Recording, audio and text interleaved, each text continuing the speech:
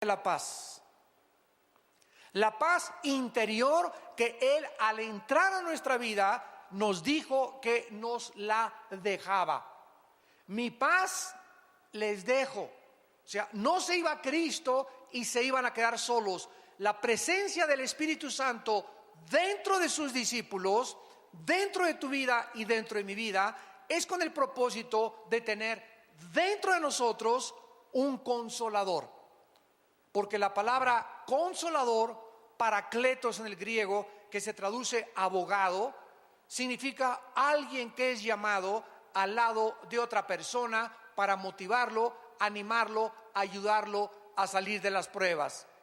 Entonces Cristo se fue hace 2000 años, pero en todos aquellos que le hemos seguido nos ha dejado dentro de nuestro corazón al Espíritu Santo. Y el Espíritu Santo tiene el propósito de consolarnos hasta que muramos y lleguemos a su presencia, de confortarnos, de animarnos, de poder darnos esa necesidad que tenemos de ánimo para vivir, para poder aguantar hasta el día de nuestra muerte. No permitan que nada les quite la tranquilidad, la paz interior, ningún acontecimiento a nuestro alrededor. ¿Por qué? Porque si creemos en Dios, es exactamente igual que creer en Jesucristo, porque el Padre y Dios son la misma persona. El Padre y yo, dice Juan 10, uno somos. Así que teniendo en cuenta que Cristo bajó del cielo a la tierra y caminó entre nosotros y dijo que el que lo veía a Él había visto al Padre, y que las palabras que Él hablaba no eran de Él, eran del Padre. Los milagros que Él hacía no los hacía Él, los hacía el Espíritu Santo a través del Padre dentro de su vida. Los demonios que Él sacaba, los sacaba el Padre. Cristo no hizo nada que el Padre no haya hecho a través de su vida. Simplemente Él fue como un guante donde Dios entró, y cuando movía un dedo era el Padre el que movía. Cuando Cristo hablaba era el Padre el que hablaba. Cuando Cristo caminaba era el Padre el que caminaba. Totalmente rendido como un guante, o como mi mano dentro de un guante, ante la voluntad del Padre. No se turbe vuestro corazón. Si creemos en Dios, creamos también que todo lo que Cristo dijo fue verdad. Ahora en el versículo 2 al 4 comienza Cristo a describirles que en la casa de su Padre, y sabemos que el Padre vive en el tercer cielo.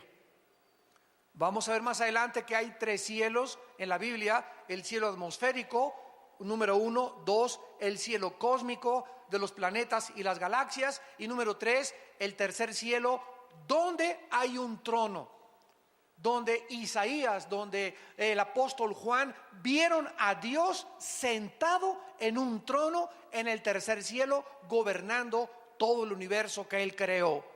Así que Cristo está describiéndonos que en el tercer cielo, no en el cielo atmosférico, no en el cielo galáctico, sino en el tercer cielo hay muchas habitaciones.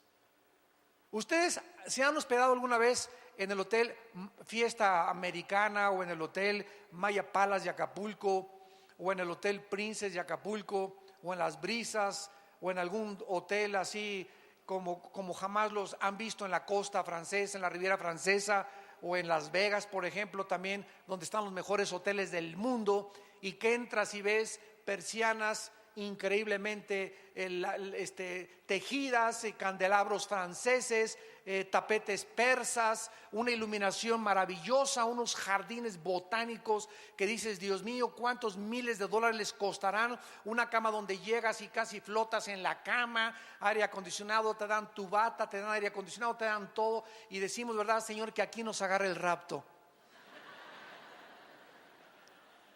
Bueno, si nosotros pudiéramos imaginarnos el confort que podemos encontrar en el mejor hotel donde tú te hayas hospedado, imaginémonos cómo va a ser la habitación que vamos a tener en el cielo. Y de eso se trata este mensaje, cómo vamos a vivir y cómo es el cielo.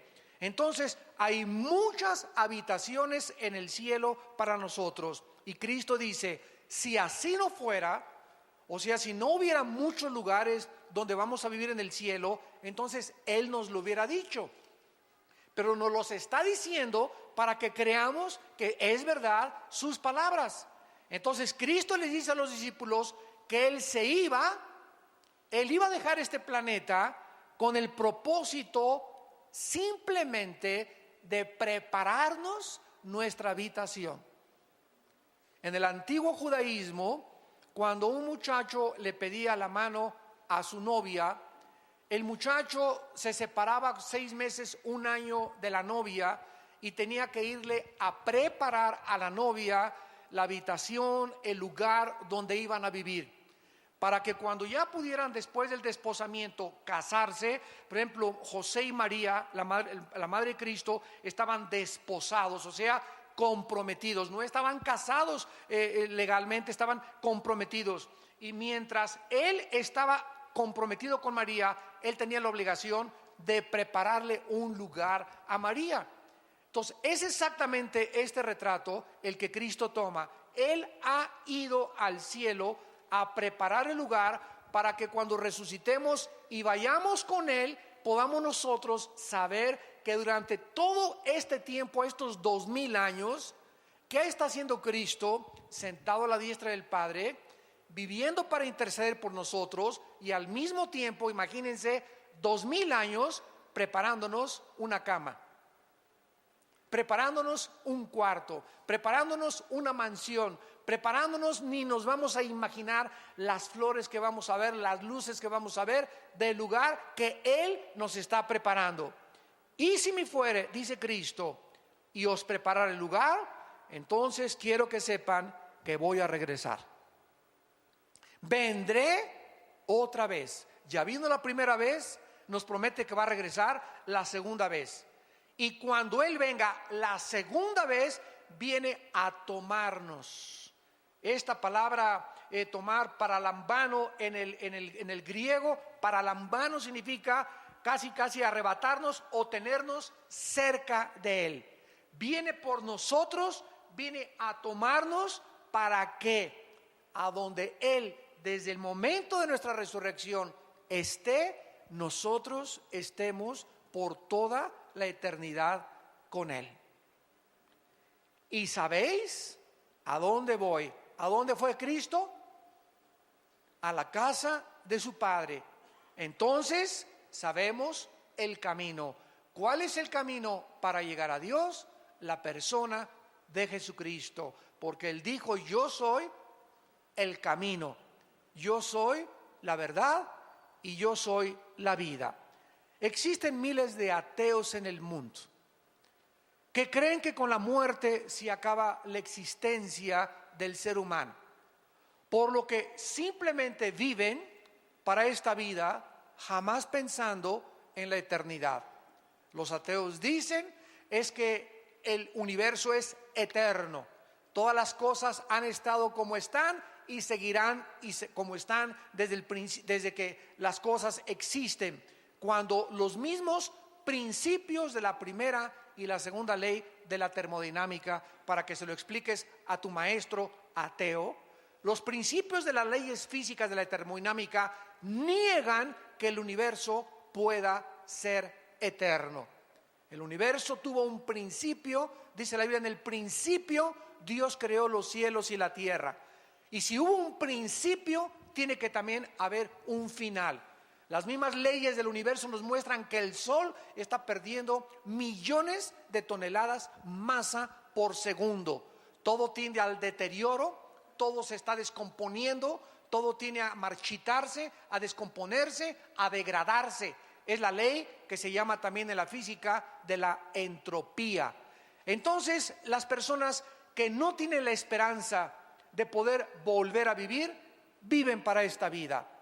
No tienen ninguna seguridad, no tienen ninguna esperanza, no tienen ningún destino, simplemente vivir para esta vida. Sin embargo, Dios nos mandó a Jesucristo a enseñarnos en Juan capítulo 5, versículo 28 al 29, que están muy equivocados.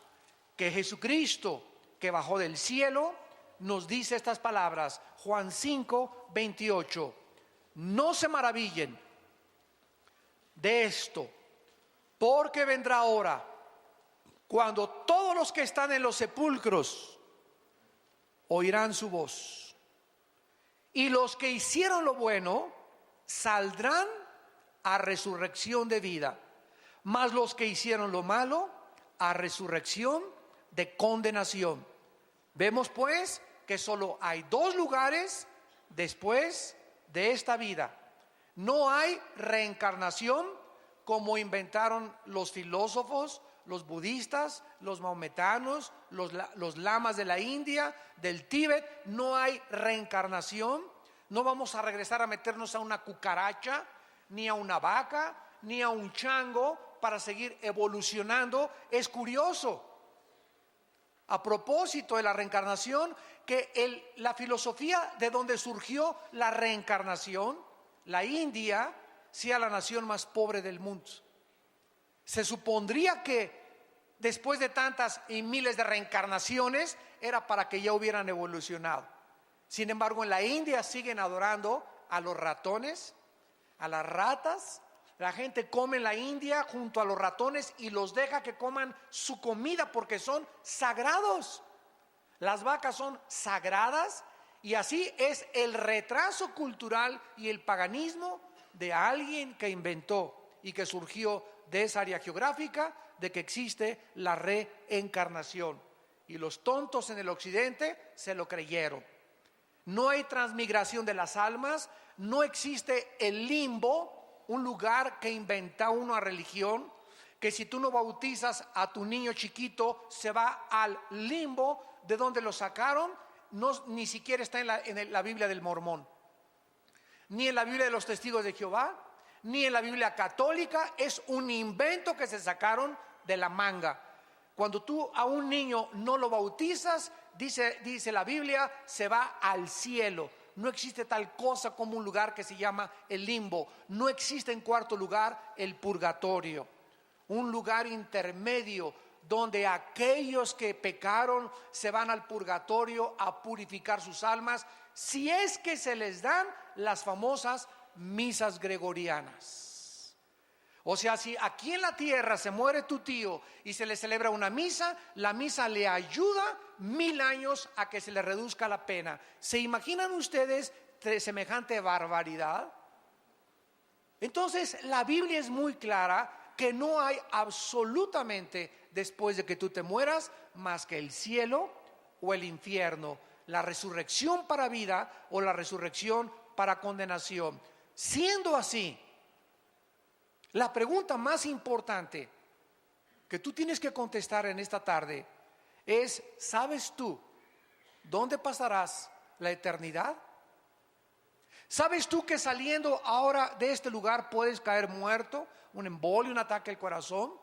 ¿Sabes tú que te puedes subir en un avión, como hace poco vimos, donde venían autoridades del gobierno y de repente el avión se precipita al cielo? Imagínense, se subieron riéndose, carcajeándose, desayunaron en la mañana, le habló a su esposa: ahorita nos vemos en la tarde, y jamás los ocupantes de esta nave volvieron a ver a sus familias. Iban jóvenes, personas de 40, de 30, de 50 años de edad. ¿Por qué? Porque ninguno de ellos se imaginó que esa era la forma en que iban a terminar y que iban a presentarse delante de Dios. Los niños se mueren, los adultos se mueren, los jóvenes se mueren, los viejitos se mueren. ¿Sabes tú que en el día de tu muerte no hay otra esperanza? ¿No hay otra oportunidad? Dios te da en este momento que tú estás oyendo este mensaje la oportunidad de arrepentirte de tus pecados y de venir a la cruz y entregarle tu vida a Jesucristo. Vamos a ver los lugares que la Biblia menciona que sí existen en el mundo invisible. En primer lugar, en el Antiguo Testamento se menciona la palabra hebrea Sheol. Sheol, que significa en el hebreo lugar de la sepultura o lugar de los muertos. Todos los muertos en el Antiguo Testamento iban al Sheol, y así lo revelaron los profetas del Antiguo Testamento. ¿Qué cosa era el Sheol? Nadie sabía. Únicamente que todos los espíritus, tanto de los buenos como de los malos, descendían al centro de la tierra, porque el Sheol se encontraba en el centro de la tierra. Por ejemplo, dice el libro de los Números, Coré se rebeló contra el pastor y todos los que lo siguieron, los rebeldes, fueron tragados al Sheol vivos. O sea, con todo y cuerpo, con todo y anillo de casado, con todo y la corbata, cayeron y se fueron directamente al Sheol, al centro de la tierra. Entonces, este era el lugar donde todos los espíritus humanos, después de la muerte, descendían a esperar a que Jesucristo muriera en la cruz del Calvario. Cristo baja a la tierra, y cuando se traduce la Biblia del hebreo al griego, esta versión y esta traducción del hebreo al griego se llamó la Septuaginta. Cuando se tradujo la palabra Sheol al griego, se usó la palabra Hades con H, Hades. Y Cristo en Lucas capítulo 16, versículo 19 en adelante, les cuenta una historia a la gente de a su alrededor respecto al mundo invisible, al Sheol, que ahora era el Hades, y les dice cómo era este lugar. Cristo les dice que dos personas murieron. Uno era incrédulo, el otro era un pobre mendigo llamado Lázaro.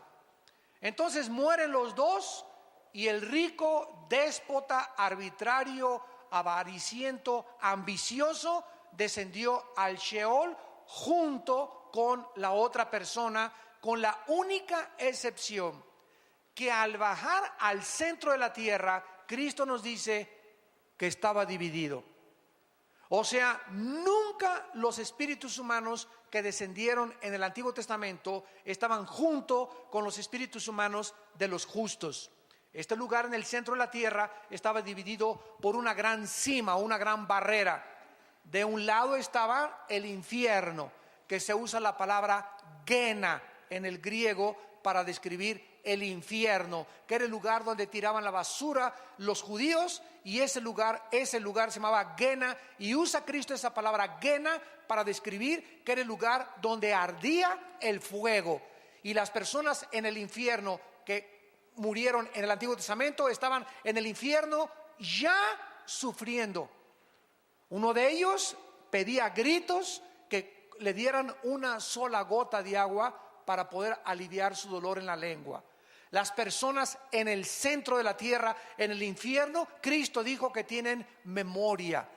En esta historia, esta persona le grita y le dice: Padre Abraham, yo tengo muchos familiares allá en Metepec, allá en Lerma, por favor vayan y díganles que es verdad que existe el infierno, que no vayan cuando se mueran a caer a este lugar, de lo burlón que yo fui, de lo parrandero, borracho y jugador y mentiroso que yo fui. No quiero que vengan mis familiares a este lugar. Y Abraham le contestó y le dijo: ¿sabes una cosa?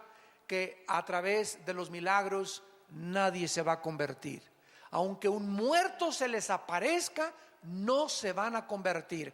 Ahí tienen a la Biblia, a Moisés y a los profetas.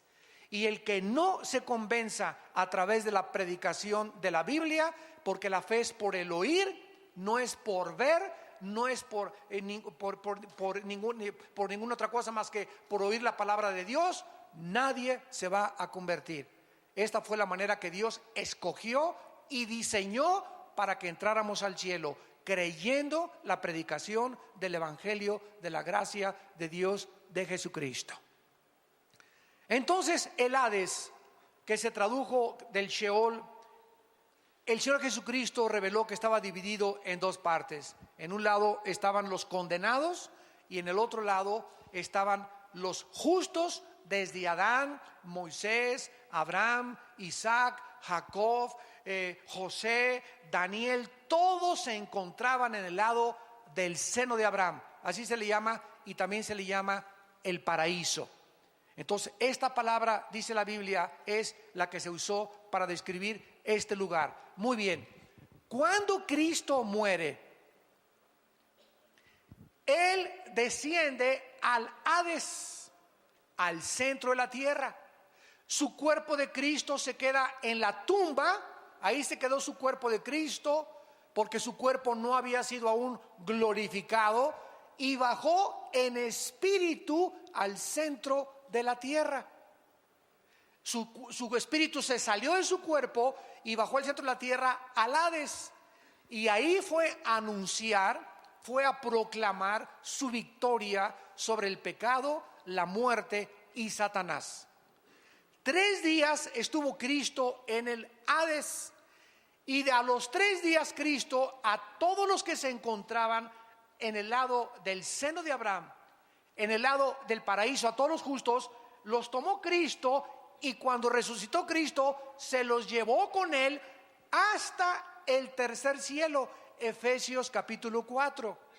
Subiendo a lo alto, se llevó cautiva a la cautividad, y se presentó en el tercer cielo ante su Padre con todos estos millones de justos que habían creído el Evangelio en el Antiguo Testamento a través de la fe y de la gracia de Dios, y ahora se quedaron allá en el cielo.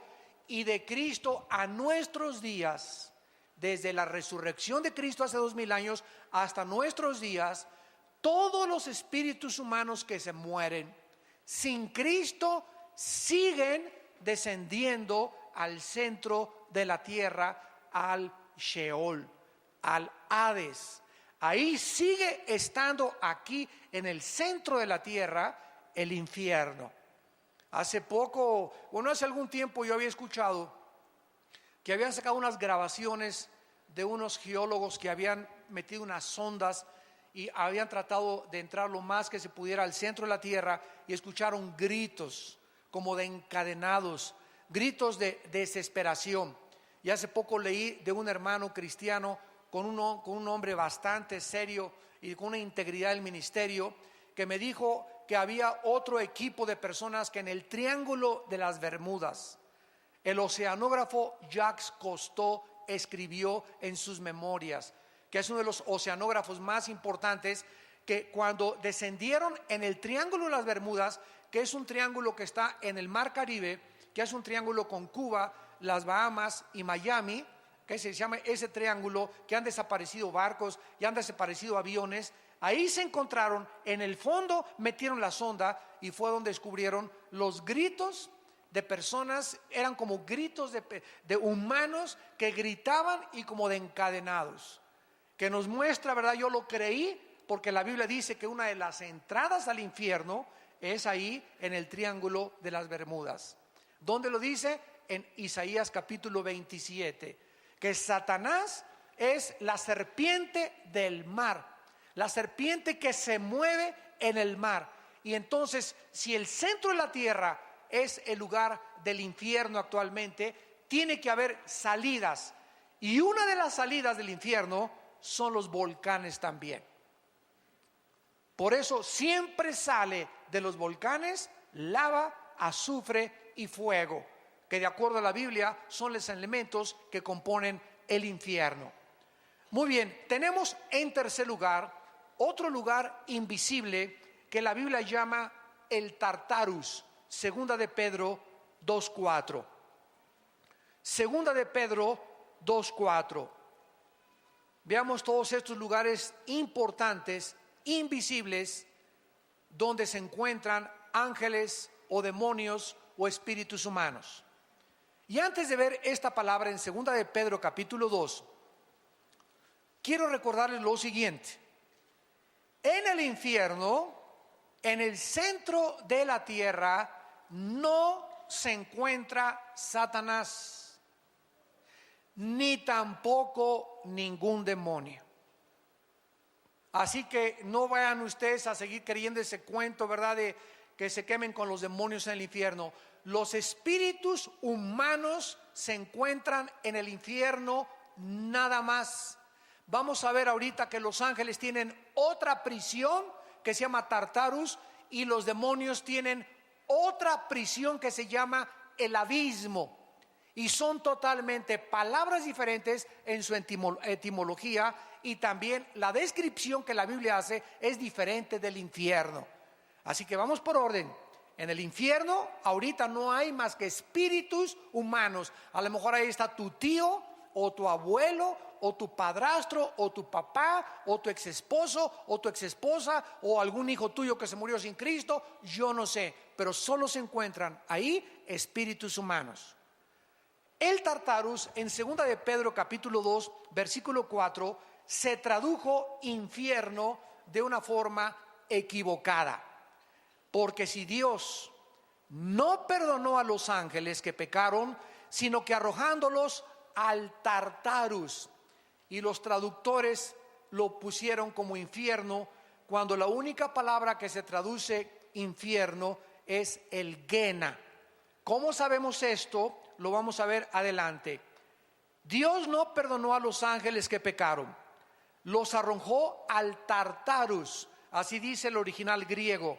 Y vean lo que dice: a prisiones de oscuridad para ser reservados al juicio. ¿A qué ángeles se refiere el apóstol Pedro? Porque cuando Satanás se rebeló y encabezó la rebelión, se llevó a la tercera parte de los ángeles. Entonces tenemos en el universo una tercera parte de ángeles. Los ángeles no son demonios. Los demonios son criaturas diferentes a los ángeles caídos. Lo vamos a ver también. Satanás se rebela y se lleva a la tercera parte de los ángeles. Se quedan del lado de Dios 2/3 partes. Entonces hay una tercera parte contra 2/3 partes en el universo de ángeles malos contra ángeles buenos. Entonces superamos los ángeles de Dios a las huestes de Satanás. Gracias a Dios, son más ángeles que se quedaron con Dios que los ángeles que se rebelaron. Cuando Satanás se rebeló contra Dios y se llevó a la tercera parte de los ángeles, se partió el corazón de Dios. Pero Dios les había dado el libre albedrío, como te lo dio a ti, como me lo dio a mí. No podía decirles: no, por favor, no se vayan, quédense con nosotros. Él no podía hacer eso, porque somos responsables de nuestras decisiones y de las consecuencias de las decisiones que hacemos. Y desde entonces, desde esa rebelión, surgió la rebelión en el mundo.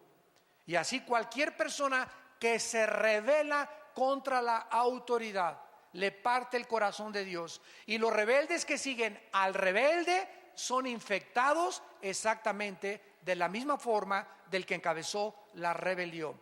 Y eso le parte el corazón de Dios, y no hay perdón hasta que esas personas regresan arrepentidas y se someten otra vez a la autoridad.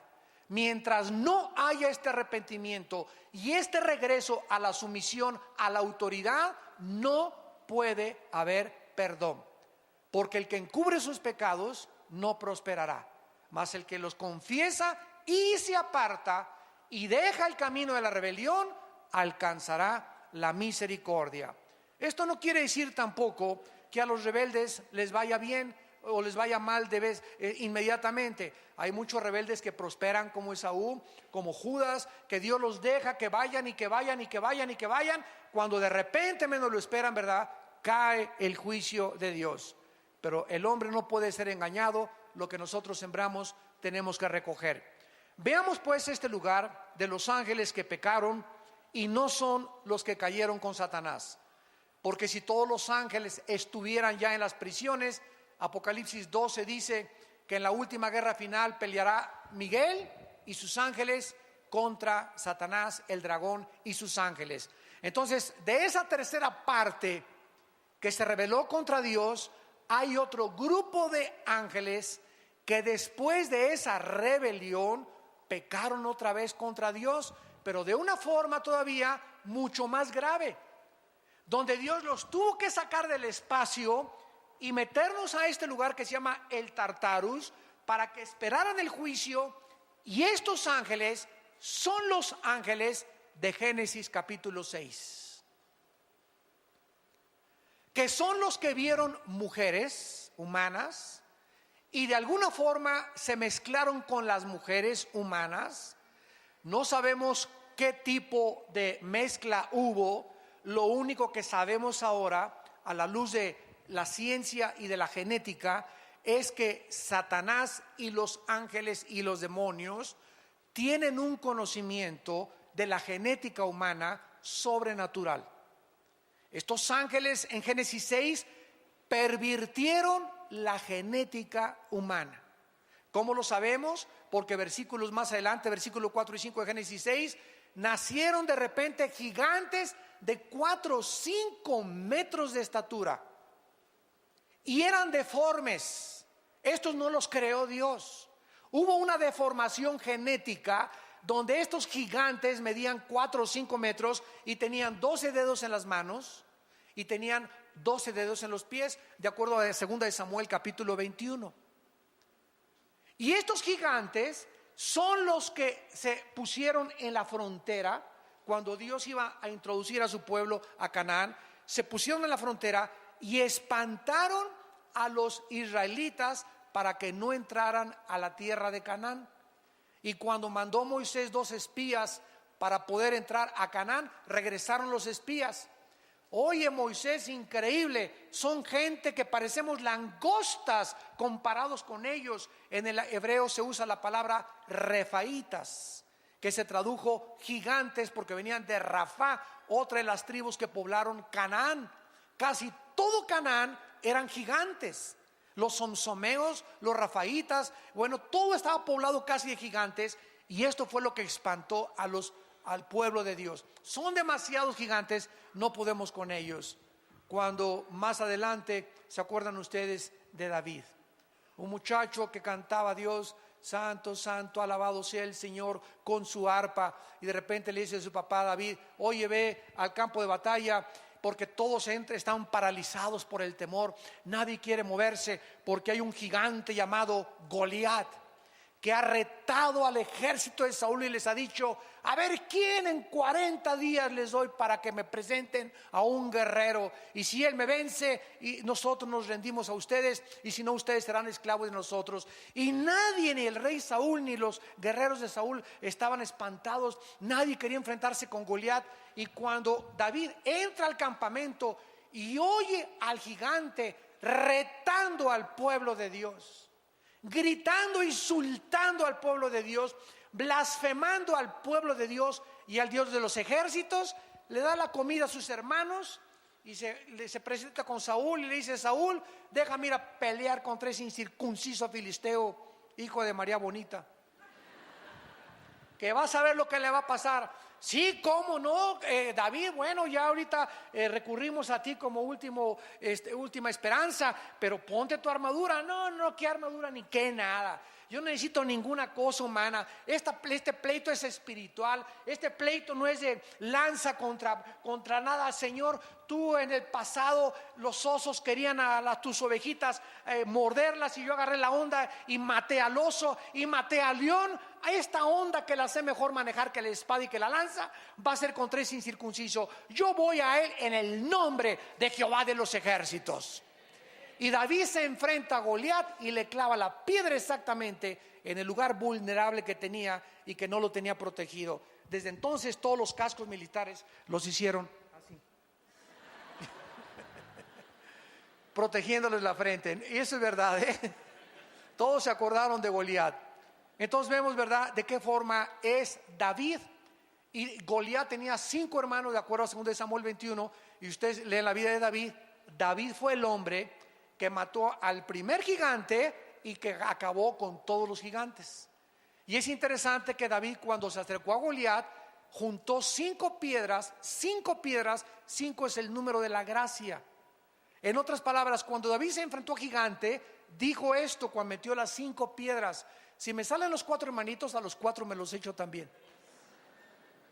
Fue profética la batalla entre Goliat y David. Los gigantes habitaron durante 1000 años, de acuerdo a la Biblia. 1000 años poblaron el planeta Tierra los gigantes. ¿Quién cargó las pirámides de Egipto? Que pesan 2,5, 6 y 8 toneladas cada una. ¿Quién pudo haber puesto las pirámides que están orientadas a los signos del zodíaco en el cielo? Tanto las pirámides de Egipto como las pirámides de Teotihuacán y las de los mayas están orientadas, y cuando sale el sol tienen el equinoccio perfecto de acuerdo a la astronomía. ¿Quién les reveló? Escuchen esto: no existe ningún historiador, ningún paleontólogo, arqueólogo que nos pueda decir quién construyó las pirámides, ni la edad de Keops, Kefren y Miserino, las principales pirámides de Gizá. ¿Por qué? Porque no se sabe quién las construyó ni cómo las construyeron. Las personas que las hayan construido, cómo cargaron una piedra de 2,5 toneladas y la llevaron. Bueno, han hecho, ¿verdad?, experimentos con troncos poniendo las piedras. ¿De dónde las trajeron? ¿Cómo es posible que la piedra caliza que tiene las pirámides no se haya, es como un impermeabilizante increíble que le pusieron? Pero lo que más ha impresionado a los científicos, que permanece como uno de los misterios de la historia humana, es que ¿quién les reveló a los que construyeron las pirámides de Egipto? Escuchen, estamos hablando de hace más de 10,000 años. De hace más de 10,000 años. Pues no que veníamos de los cavernarios, no que el cavernario Galindo fue el primer cavernario, no que el hombre Piltdown, que el hombre Cromañón, y que fuimos evolucionando. Oigan, estamos hablando que hace 10,000 años las personas que construyeron las pirámides, igual que los mayas, tenían un conocimiento mucho más grande de la astronomía y de las matemáticas que en el siglo XXI. ¿Quién les reveló ese conocimiento astronómico? No tenían telescopios. ¿Quién les reveló ese conocimiento de los signos del zodiaco y de la orientación de los signos del zodiaco hacia el espacio? La Biblia nos muestra, ¿verdad?, que hubo influencia de esos gigantes, y esos gigantes tenían conocimiento satánico. Y no hay ninguna otra explicación de la historia más que la Biblia y el tiempo que estos gigantes habitaron y poblaron la tierra por 1000 años. Solo ellos pudieron haber cargado esas piedras. Y lo más interesante es que los gigantes se están encontrando en ruinas arqueológicas en Sudamérica, en Asia, en África. Se están encontrando esqueletos de gigantes, o sea, habitaron toda la tierra. Y habitaron antes del diluvio y después del diluvio. Veamos pues que estos ángeles que se mezclaron en Génesis 6 con las mujeres fueron lanzados al Tartarus, y nos lo confirma el libro de Judas, que está antes de Apocalipsis. ¿Están aprendiendo algo? Más les vale. En Judas, para que ya no sigas con el Calimán, telenovelas, que el gurú me dijo. Háganme el favor nada más, Walter Mercado, tu padrino. Tenemos la Biblia, la palabra profética más segura, a la cual haríamos bien estar atentos, que nos descubre todos los misterios de la historia y los misterios de la humanidad. Si creen en Dios, crean también en mí, dijo Cristo. Estas palabras son fieles y verdaderas. En Judas, versículo 6 y versículo 7, nos explica sin lugar a dudas qué pasó en Génesis 6 y quiénes son estos ángeles. Y dice Judas: y a los ángeles que no guardaron su dignidad, sino que abandonaron su propia morada. La palabra oiketerios, que se tradujo morada, significa sus cuerpos. Estos ángeles de Satanás tenían asignado un lugar para vivir. Tal vez las estrellas o planetas. Muchos dicen que el sol es una de las habitaciones de Satanás. Pero estos ángeles abandonaron el lugar que Dios les asignó, cruzaron, transgredieron sus habitaciones y se metieron y bajaron al planeta Tierra hace miles de años. Abandonaron su lugar donde deberían vivir. A estos ángeles que dejaron sus habitaciones, Dios los ha guardado bajo oscuridad, en prisiones eternas para el juicio del gran día. Y estas prisiones se llaman el Tartarus, donde Pedro nos dice que son los ángeles que pecaron y que Dios los mandó al Tartarus. Es la única prisión que la Biblia describe de los ángeles.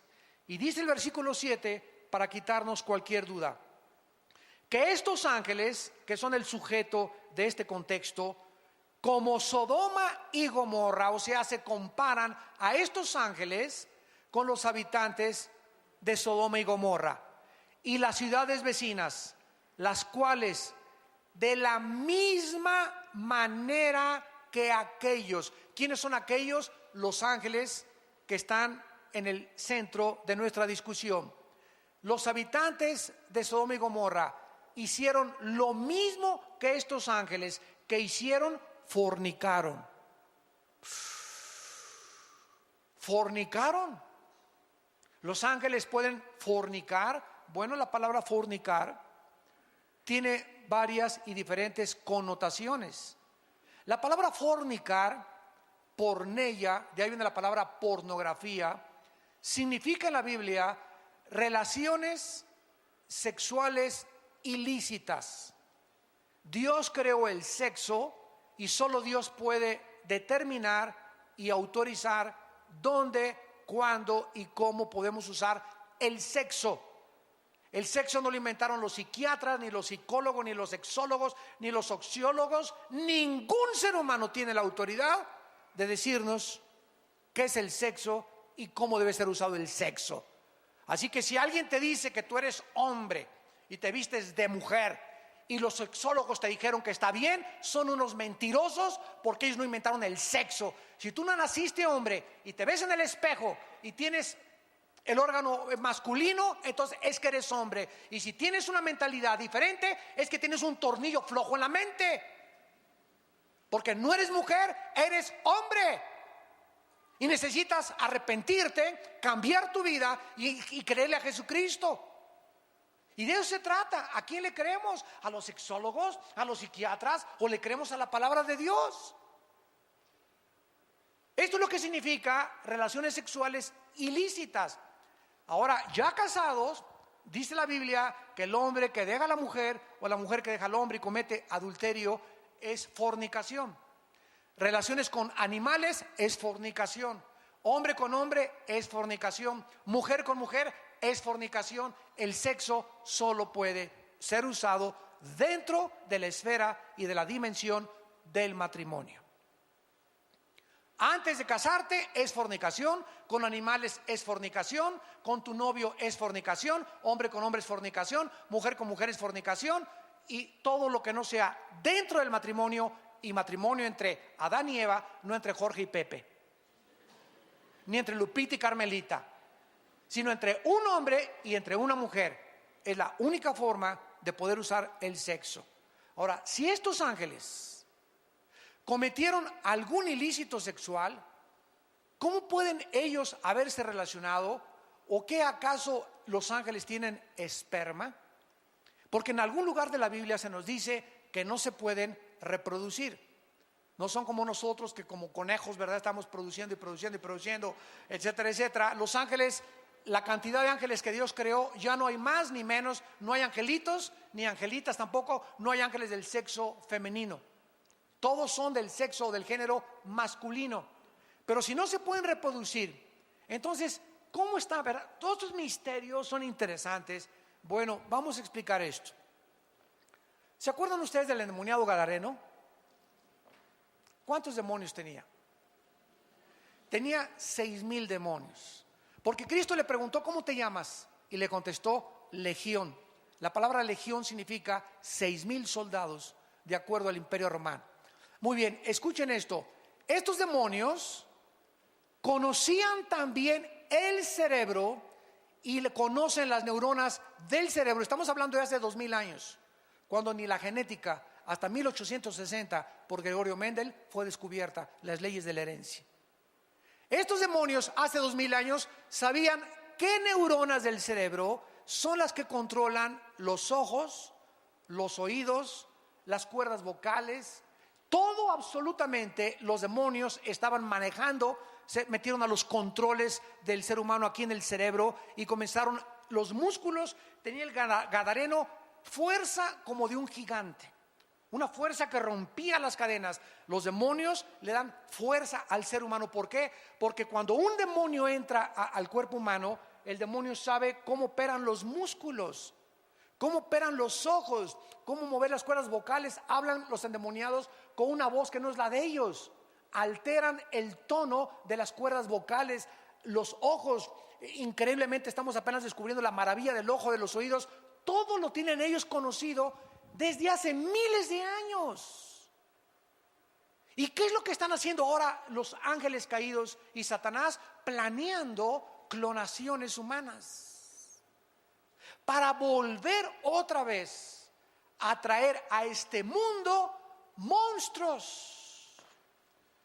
Y comenzaron con Frankenstein en los 60s.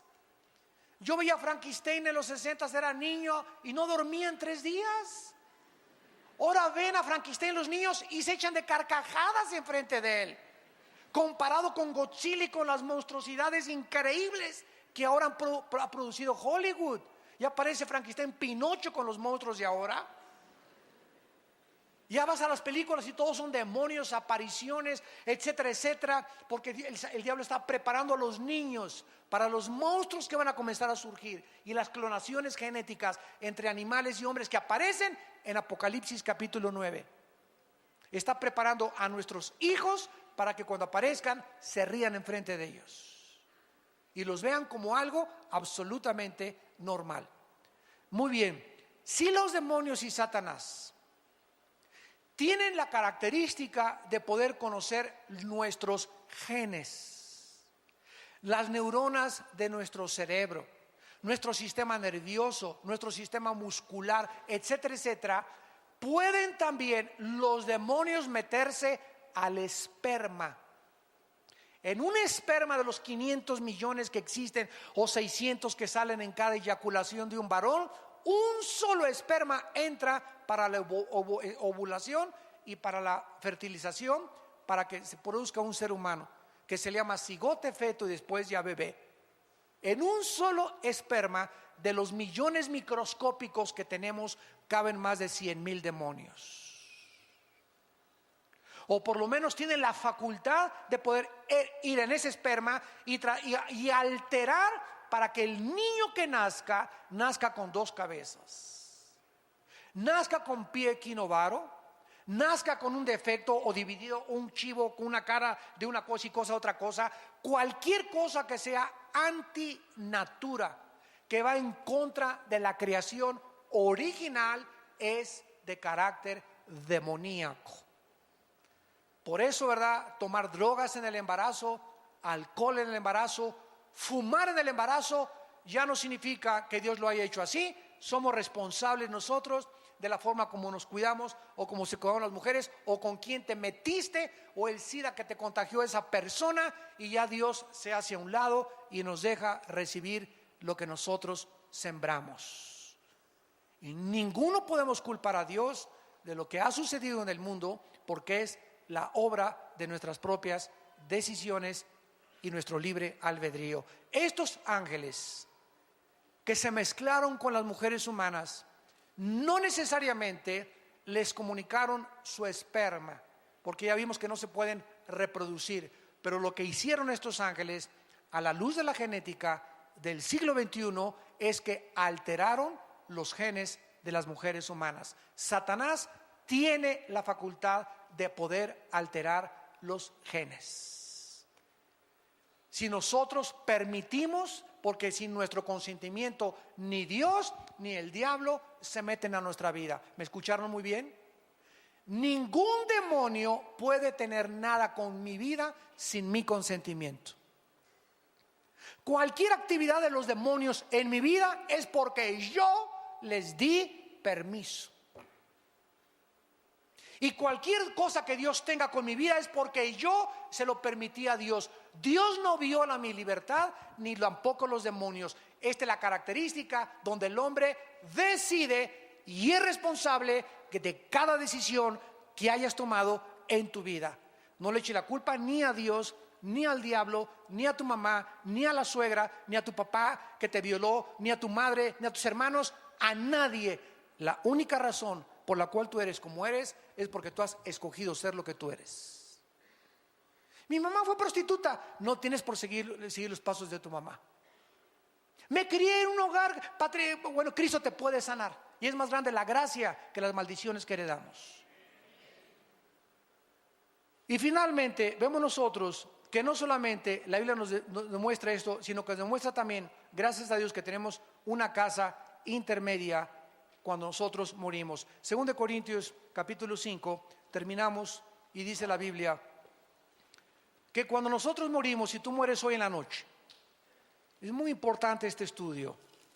Si tú mueres hoy en la noche, amado santo que me escuchas, o santa, Santa Tomasa, o San Anselmo, si tú mueres hoy en la noche, tu espíritu y tu alma se salen de tu cuerpo y nos vamos derechito al cielo. Los ángeles de Dios vienen a recogernos. El momento en que cierras tus ojos y te desconectas de tu cuerpo y tu alma, porque el cuerpo, dice Santiago 2, no puede vivir sin el espíritu, en lo que le da vida al cuerpo es el espíritu. El momento en que el espíritu se sale, el cuerpo se muere, se diagnostica que estás muerto, te entierran, te creman, no importa lo que te hagan, te vas a la tierra y tu espíritu y tu alma se van directamente al cielo con los ángeles escoltándonos, porque para pasar el primer cielo, que está ocupado por Satanás, es territorio enemigo, necesitamos guaruras que nos escoltan para poder, y se hacen a un lado los demonios, porque van los ángeles que son más poderosos que los ángeles caídos para llevarnos a la presencia de Dios. Cuando estemos allá en el cielo, se nos va a dar un cuerpo intermedio. Si tú mueres hoy en la noche, tu espíritu y alma se va al cielo, mi espíritu se va al cielo, y cuando estemos en el cielo, como Cristo no ha bajado todavía a resucitar a los muertos, que es cuando se nos va a dar el cuerpo glorificado, mientras estamos en el cielo, 2 Corintios 5, dice Pablo, sabemos que si nuestra morada, miren cómo le llama Pablo al cuerpo, morada terrestre. Si nuestra morada terrestre, este tabernáculo, se deshiciere, tenemos de Dios un edificio, o sea, una casa no hecha de manos, eterna en los cielos. Por esto también gemimos, deseando ser revestidos, o sea, vueltos otra vez a vestir de aquella nuestra habitación celestial. Pues así seremos hallados vestidos y no desnudos, porque asimismo los que estamos en este tabernáculo o en esta casa o en este envase, gemimos con angustia porque no quisiéramos ser desnudados. Nadie quiere morir, ¿verdad? ¿Qué es la muerte? Simplemente que se nos va a quitar un traje. Esa es la muerte. Este traje temporal que tienes tú y que tengo yo, unos tienen traje de mujer, otros tienen traje de hombre. Y Dios te puso el traje de mujer y a otros les puso Dios el traje de hombre. Pero el que tiene el traje de mujer es espíritu y el que tiene el traje de hombre es espíritu, y los espíritus no tienen sexo. Simplemente Dios vistió a dos espíritus con un traje y a otro con otro traje porque a Dios le dio la gana para reproducirnos. Y aceptemos el traje que Dios nos dio y el traje que Dios te dio. Si eres mujer, acepta lo que eres. Si eres hombre, acepta lo que eres.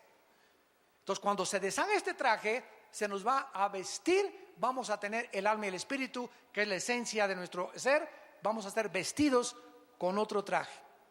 Y con un traje temporal mientras Cristo desciende al mundo. Cuando Cristo venga en el rapto y resuciten los muertos, entonces vamos a resucitar y vamos a tener un cuerpo semejante al cuerpo de la gloria de Jesucristo. Un cuerpo sin sangre, un cuerpo sin deterioro celular, un cuerpo joven, eterno, radiante, que Rambo, ni que John Travolta, ni que nada, ni que Brad Pitt, ni que Tom Cruise, ni nada. Vamos a tener un cuerpo que va a durar por toda la eternidad, donde va a tener acceso a subir y bajar. Vamos a volar. No me da tiempo de contarles todos estos detalles. Es infinito este estudio del cielo. Vamos a poder comer otra vez también. No lo explico sin sangre, pero Dios va a hacer otros páncreas, otro estómago. No sé qué sistema de esófago y de digestivo va a ser Dios, pero no va a ser ya la sangre la que va a correr en nuestro cuerpo. Vamos a poder comer pez, vamos a poder comer miel. Vamos a reproducirnos. Isaías 65. Para que no digan el hermano está inventando, Isaías 65 dice claramente que vamos a reproducir